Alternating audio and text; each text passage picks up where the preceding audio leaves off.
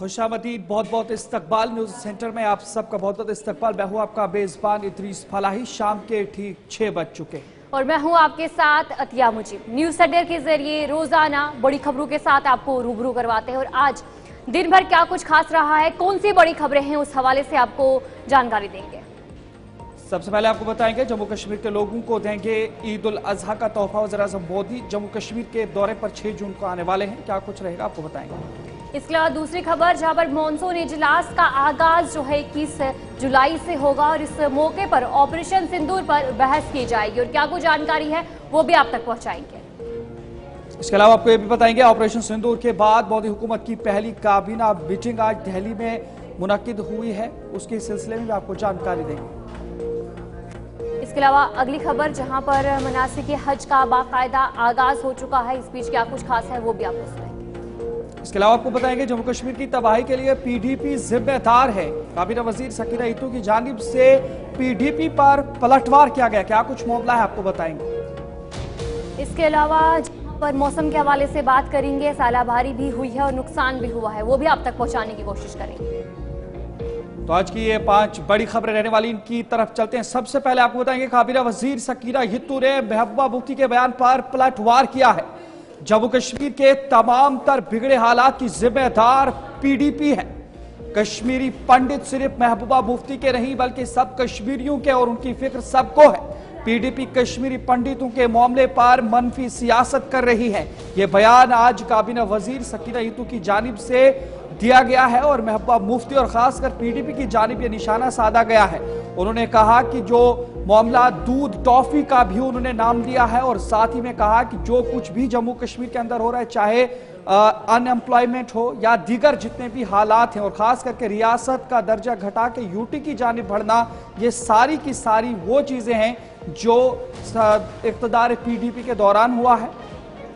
जी बिल्कुल, जहां पर काबीना वजीर सकीना इतू ने पीडीपी सदर महबूबा मुफ्ती और उनकी जमात पर शदीद तनकीद करते हुए कहा कि पीडीपी कश्मीरी पंडितों के मामले पर मनफी सियासत कर रही है। सकीना इतू ने कहा कि जो मौजूदा सूरत हाल है उसके लिए पीडीपी जिम्मेदार है। उन्होंने कहा कि ऐसी जमात की पॉलिसी की वजह से आज लोग मुश्किलात से दो चार हैं। उन्होंने कहा कि महबूबा दूध टॉफी वाले आयाम को शायद भूल गई हैं। उनकी तरफ से कहा गया कि नेशनल कॉन्फ्रेंस उमर अब्दुल्ला भी कश्मीरी पंडितों के मसले को हल करने के लिए पूरी कोशिश कर रहे हैं और मजीद क्या कुछ कहा है वो आपको सुनाएंगे। को याद होगा जब भी असेंबली का सेशन लगा, वहाँ पे जो ऑनरेबल चीफ मिनिस्टर साहब की बजट स्पीच थी, उसमें हर बार उनका जिक्र जो है वो हुआ है। कश्मीरी माइग्रेंट सिर्फ उसी के लोग नहीं हैं, वो हम सब के लोग हैं, हमारा एक हिस्सा है। वो ऑलरेडी उनके ऊपर बात होती रहती है, लेकिन वो बेचारी जो है उसको मजबूर है, वो कोई ना कोई ऐसा इशू ढूंढती हैं, उसको लगता है शायद इसी इशू से कुछ मेरा काम बन जाएगा। लेकिन आज वो भूल गए हैं जब दूध टॉफ़ी की बात उन्होंने की है। जम्मू कश्मीर को आज जो परेशानियां हैं, जो मुश्किलें हैं, चाहे वो हमारे कश्मीरी पंडित भाई हों, वो उनकी वजह से सारी हैं। आज हमारी नौकरियां नहीं हैं, आज हमारी ज़मीन नहीं है, आज हमारा स्पेशल स्टेटस नहीं है, आज हमारी रियासत से बन के आज हम यूटी में हैं, वो सारी महर। तो चलिए अब आगे बढ़ जाएंगे, अगली खबर की तरफ रुख करेंगे, जहां पर शुमाली कश्मीर से इस वक्त की बड़ी खबर सामने आ रही है। बड़े पैमाने पर सालाबारी वहां पर हुई है और जिसकी वजह से जो मेवा बागात है उन्हें काफी ज्यादा नुकसान पहुंचा है, फसलों को काफी ज्यादा नुकसान पहुंचा है। किसानों की साल भर की मेहनत पर पानी फिर गया है। जिस तरीके से मौसम ने करवट ली और जो सालाबारी हुई, जिसकी वजह से जो किसान है इस वक्त काफ़ी परेशान है, क्योंकि जो फसलें हैं वो तबाह हो गई हैं। जिस तरीके से महकमा मौसम की तरफ से कहा गया था कि बारिशें होंगी और सालाबारी भी होगी, और वहीं पर अभी भी जो सालाबारी हुई, जिसकी वजह से जो तस्वीरें हैं आपके सामने शुमाली कश्मीर की, किस तरीके से वहाँ पर सालाबारी हुई है और जो किसान हैं उन्हें काफ़ी परेशानियों का सामना करना पड़ रहा है, क्योंकि उनकी फसलें जो है वो तबाह हो चुकी हैं।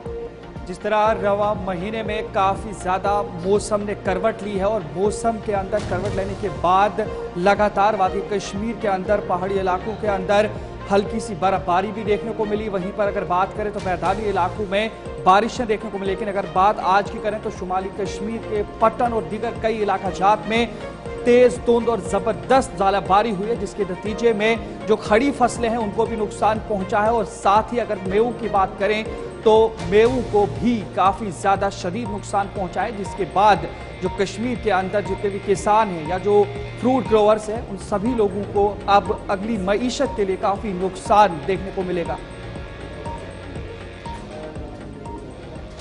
ये तस्वीरें आपके सामने हैं जहां पर तेजदार बारिश और साथ ही ज़ालाबारी हो रही है। इसी पर बातचीत करने के लिए हमारे साथ राही निसार जुड़े हैं। राही निसार से जानकारी लेंगे। राही निसार, बताइएगा क्या कुछ इस वक्त की सूरत हाल है, जबकि बारिशें तो तेज हुई ही हैं लेकिन साथ में अगर बात करें तो ज़ालाबारी भी देखने को मिली है, क्या कुछ इस वक्त की सूरत हाल है? देखिए इदरीस, बिल्कुल अगर हम नॉर्थ कश्मीर के पट्टन इलाके की बात करें, यहाँ पे इस वक्त जो लगातार हम देख रहे हैं पिछले दिनों से कई बार यहाँ पे ज़ालाबारी तो हुई, पर जिस तरीके से आज तेज तरीन ज़ालाबारी और साथ साथ में तेज तरीन बारिशें हुई, जिसकी वजह से यहाँ पे जो मेवा सन्नत से लोग जुड़े हैं और अगर हम एग्रीकल्चर सेक्टर की बात करें उससे जो लोग जुड़े हैं उनमें मायूसी यहाँ पे देखने को मिल रही है, क्योंकि जबरदस्त नुकसान इस वक्त जो हम अगर जहाँ पे सेबों की बात करें या जो इस वक्त चेरी जो इस वक्त तैयार है उसकी बात करें, उस पे जबरदस्त नुकसान इस ज़ालाबारी से इस वक्त देखने को मिल रहा है। हालांकि अगर हम आज की बात करें, आज जो तकरीबन 20 मिनट लगातार ज़ालाबारी रही, वो इतनी तेज तरीन ज़ालाबारी थी और उसके साथ इतनी तेज तरीन बारिश थी जिसकी वजह से मेवा सन्नत को यहाँ पे बहुत सारा नुकसान हुआ। रानी सर बताइएगा कि जिस तरीके से आपने बताया कि काफी ज्यादा ज़ालाबारी हुई है, तो अभी अगर मौसम की बात करेंगे क्या कुछ सूरत हाल है, और किसानों की बात की आपने कि काफी परेशान है, तो उनकी तरफ से क्या कुछ कहा जा रहा है, क्या मुतालबा किया जा रहा है? देखिए बिल्कुल आपने सही फरमाया कि जो इस वक्त अगर मौसम की बात करें, इस वक्त तो मौसम ठीक है, इस वक्त बंद तो बारिश हो गई है, मगर जितना नुकसान आज इस ज़ालाबारी की वजह से यहाँ पे हुआ उससे फार्मर्स परेशान है। और साथ साथ में उन्होंने अभी हमारे साथ जो टेलीफोन पे कई इलाकों से बात की, वो कह रहे थे कि महकमा जो हॉर्टिकल्चर है वो कभी फिर यहाँ पे नजर नहीं आ रहा है। साथ साथ में महकमा एग्रीकल्चर की भी बात करें, जो बड़ी फसल इस वक्त हम ये कहेंगे कि जो पनीर इस वक्त जो फार्मर्स के पास होती है उसमें भी इस वक्त बहुत सारा नुकसान देखने को मिला। और लोग शिकायत कर रहे हैं कि महकमा एग्रीकल्चर या हॉर्टिकल्चर की बात करें, उनको इस वक्त फील्डों में होना चाहिए था, मगर जिस तरीके से हम पिछले लगातार एक हफ्ते से ज़ालाबारी देख रहे हैं, तो आपने देखा कि किस तरीके से ज़ालाबारी हो रही है। शुमाली कश्मीर के अंदर पट्टन से राही निसार हमारे साथ जानकारी पहुंचा रहे थे, जहां पर किसानों ने भी इस हवाले से काफी ज्यादा रोष जताया। अगली खबर की ओर चलेंगे। खबर बड़ी आ रही है और खास करके जो आईपीएल का मुकाबला है, आईपीएल मुकाबले के हवाले से जहां पर आज इनामात तकसीम होने थे, और उसी बीच बात करेंगे पहले जात पर मबनी मरदमशुमारी की। जम्मू कश्मीर, लद्दाख और पहाड़ी इलाकों से इसका आगाज होगा। मरकजी हुकूमत का ये बड़ा फैसला, जात पर मबनी मरदमशुमारी 2026 का शुरू हो गया। जम्मू कश्मीर, लद्दाख और पहाड़ी इलाकों से होगा आगाज। मरदमशुमारी एक्ट 1948 में तरमीम की जा रही है और इसके हवाले से मरकज की जानिब से खबर भी दी गई है और जानकारी पहुंचाई गई है कि जो मरदमशुमारी एक्ट 1948 है उसमें तरमीम की गई है, और तरमीम में कई जो डिजिटल प्लेटफॉर्म्स हैं, व्हाट्सएप वगैरह हैं, इन तमाम चीज़ों के हवाले से मरदमशुमारी की जाएगी। जी बिल्कुल, जहां पर मरकजी हुकूमत ने मरदमशुमारी 2026 पे पहली बार जात पर मबनी डेटा शामिल करने का ऐलान किया है। ये मरदमशुमारी जम्मू कश्मीर, लद्दाख और पहाड़ी इलाकों से शुरू किया जाएगा। मौसमी हालात और जोग्राफिया मुश्किलात को मद्देनजर रखते हुए जो ये पूरा डेटा है वो तैयार किया जाएगा। जीपीएस, मोबाइल ऐप और डिजिटल टेक्नोलॉजी के जरिए मालूमात जमा की जाएगी और अमले को खसूसी तरबियत भी इस मौके पर दी जाएगी। जहां पर इसके बाद अपोजिशन ने इस फैसले को अवामी दबाव की कामयाबी करार दिया है, जबकि कबायली जो ग्रुप्स है काफ़ी सामने भी आए हैं। उनकी तरफ से कहा जा रहा है कि मजहब के खाने में इस्तेमाल करने का उन्होंने मुतालबा जो है इस मौके पर दोहराया है। जिस तरीके से जो ये डेटा है उसे तैयार किया जाएगा, जम्मू कश्मीर, लद्दाख और जो पहाड़ी इलाके हैं वहाँ पर जो ये डेटा तैयार किया जाएगा, मौसमी हालात और जो जियोग्राफिकल चीज़ें हैं उन्हें मद्देनजर रखते हुए पूरा डेटा तैयार किया जाएगा। आपका खैर मकदम है। अगली खबर की तरफ रुख करेंगे, जहां पर बड़ी खबर सामने आ रही है। जिस तरीके से बेंगलुरु की चिन्नास्वामी स्टेडियम के बाहर भगदड़ मची है और भगदड़ में 7 अफराद की मौत वाक़या हुई है और 10 जख्मी बताए जा रहे हैं। जहां पर आरसीबी जो है इस वक्त जो है जश्न मना रही थी और उसी बीच भगदड़ मच जाता है और जिसमें फिलहाल जो बताया जा रहा है काफी लोग जख्मी भी है।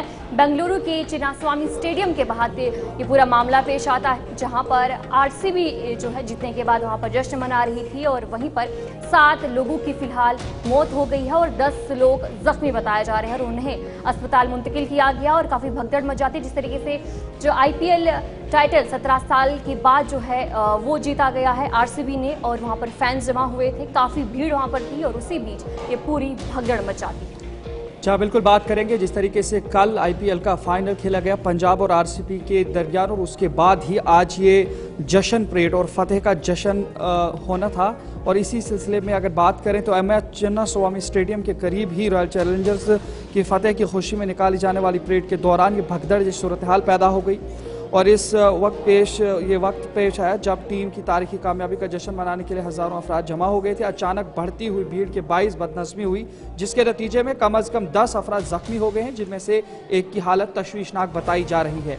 अगर बात करें तो इब्तदाई तौर पर बेंगलुरु ट्रैफिक पुलिस की जानिब से कहा गया था कि विक्ट्री परेड फिलहाल मनसूख कर दी गई, लेकिन उन्होंने ये भी कहा था कि अगर परेड होती भी है तो मुकम्मल तरीके से इंतजाम किए गए हैं, लेकिन उसके बावजूद वहाँ पर भगदड़ मच जाती है और उस भगदड़ के बीच में 10 अफराद जख्मी हो जाते हैं, जिनमें से एक की हालत तशवीशनाक और नाजुक बताई जा रही है। लेकिन पुलिस और इमदादी टीमों ने फौरी तौर पर जख्मियों को अस्पताल मुंतकिल किया है और सूरत हाल पर काबू पाने की कोशिश भी की जा रही है और साथ ही इस वाक़े की तहकीकात भी शुरू कर दी गई है। और ये बड़ी खबर जहां पर एक तरफ से 17 साल के बाद रॉयल चैलेंजर्स बेंगलुरु की जानिब से फतेह हासिल की गई, शानदार फतेह हासिल की गई। अब ये विक्ट्री परेड और फतेह परेड जो है मुनाकिद होनी थी, लेकिन उसी बीच में ये भगदड़ मची और इस भगदड़ के बीच में 10 अफराद जख्मी हुए हैं। बहरहाल इस पर पुलिस ने जो है तहकीकात भी शुरू कर दी गई है कि आया इस पर क्या कुछ मामला हुआ है, उन तमाम चीज़ों के हवाले से तहकीकात जारी हैं।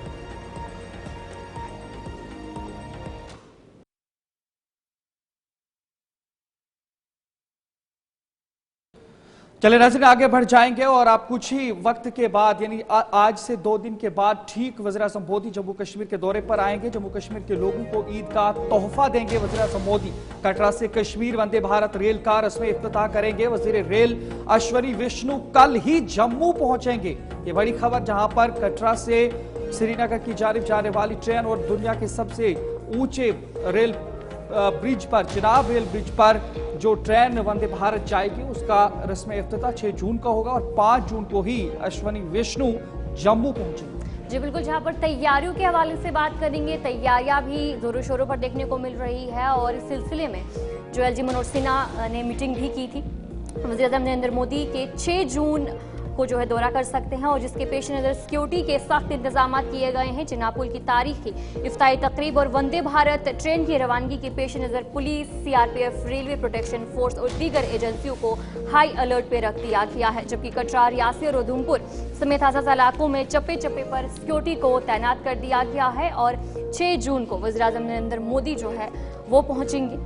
और सबसे ऊंचे पुल और वंदे भारत ट्रेन का जो है रस्मी इफ्तिताह करेंगे। और उससे पहले ही जो वजीर रेल अश्वनी वैष्णो भी कल जो है जम्मू पहुंचेंगे और जायजा लिया जाएगा। और लोगों में भी काफ़ी खुशी है, काफ़ी लंबे वक्त से लोग इंतज़ार कर रहे थे और अब उनका जो इंतज़ार है वो जल्द ही खत्म होने वाला है।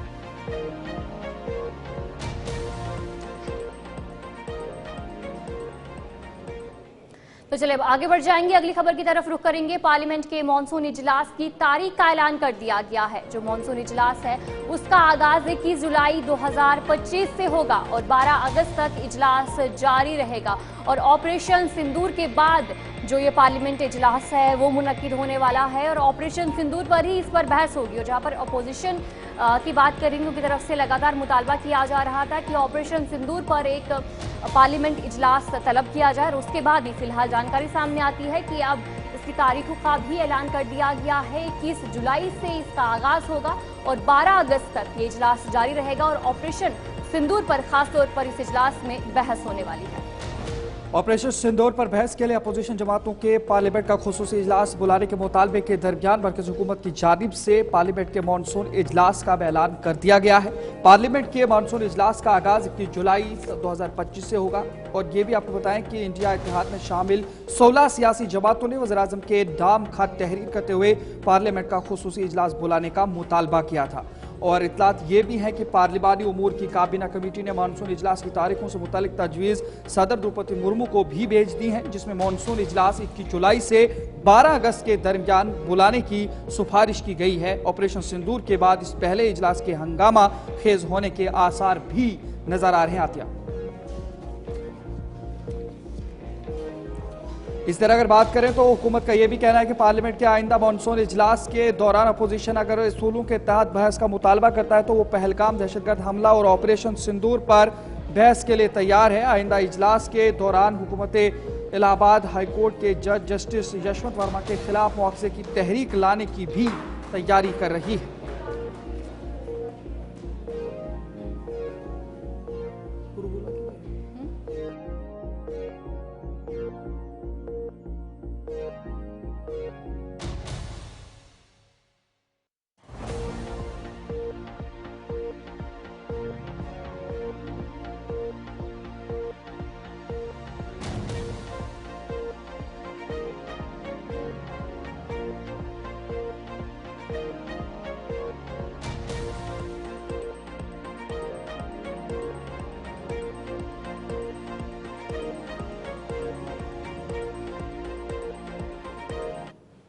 तो चले नाज़रीन आगे बढ़ जाएंगे, वहीं पर बात करेंगे मेंबर पार्लियामेंट आगा रूहुल्लाह की भी। तो उन्होंने भी आज एक मीटिंग मुनाकिद की है। आपको बताएं कि आगा रूहुल्लाह की सदारत में आज पुलवामा में डिस्ट्रिक्ट डेवलपमेंट मीटिंग का इनेकाद किया गया है। इस अहम इजलास में असम्बली मेंबरान, DDC मेंबरान और मुख्तलिफ महकमों के आला अफसरान ने शिरकत की। इस मौका पर जिला श्रीनगर में तामीर और तरक्की से मुतालिक मुख्तलिफ पहलुओं पर गौर खोज किया गया। इजलास के बाद उन्होंने बात की है मीडिया के साथ। उन्होंने कहा कि मौजूदा मरकजी हुकूमत पर जब तनकीद भी कैसे और अवामी मफाद में कोई ठोस कदम हुकूमत की जानिब से नहीं उठाया जा रहा है, ये आगा रूहुल्लाह की जानिब से कहा गया। क्या कुछ कहा है आपको सुनाते हैं।